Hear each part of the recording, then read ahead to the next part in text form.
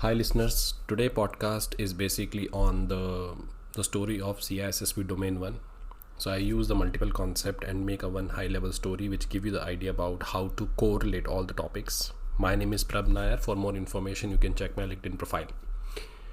So the content of Domain 1 I'm trying to map with the role of a CISO or role of a security consultant. So here the one of the character I'm using is his name is Prab. So Prab joined one company and he began by reviewing all the IC square IC2 code of ethics, okay, and the company ethics where he joined.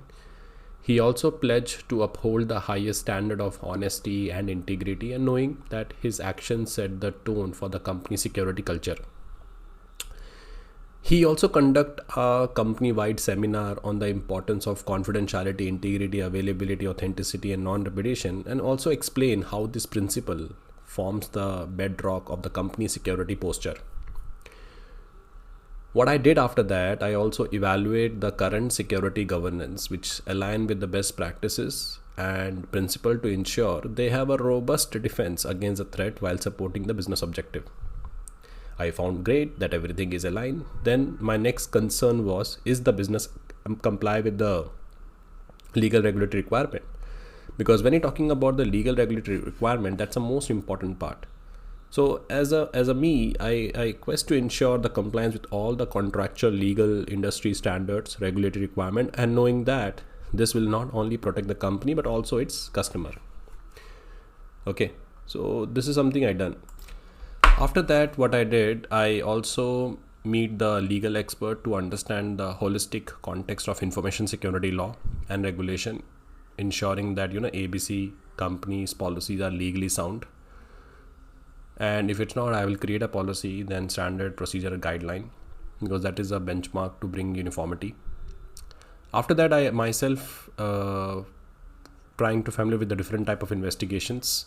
Like we have administrative, which is internal to the organization, the criminal, civil, regulatory, which is pertinent to that industry standard, and prepare for any eventuality. Then I meticulously develop, document, implement security policy standards, guideline that become the scripture of my current company. On the other side, I also try to understand the importance of business continuity.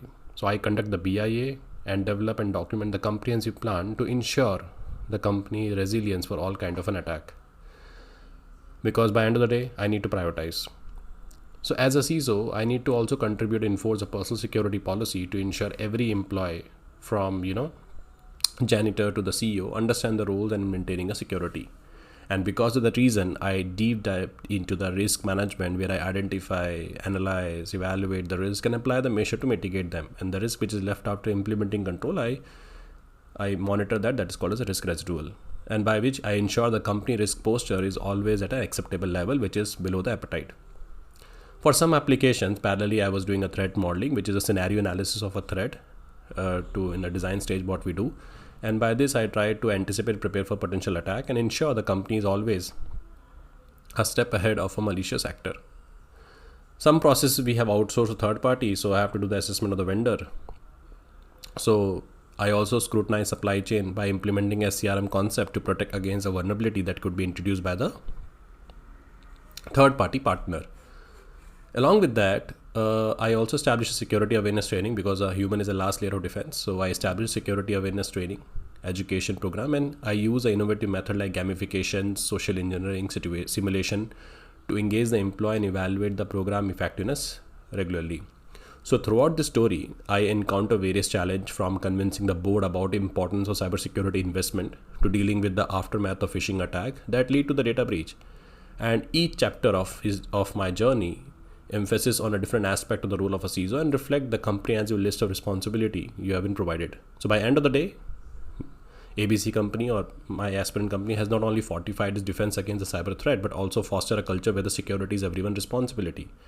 And me as a prep, my journey underscore the multi-fact role of cybersecurity professional in today digital landscape. So do let me know how do you find this podcast, and shall I make more podcasts like that in future. Good day. Bye.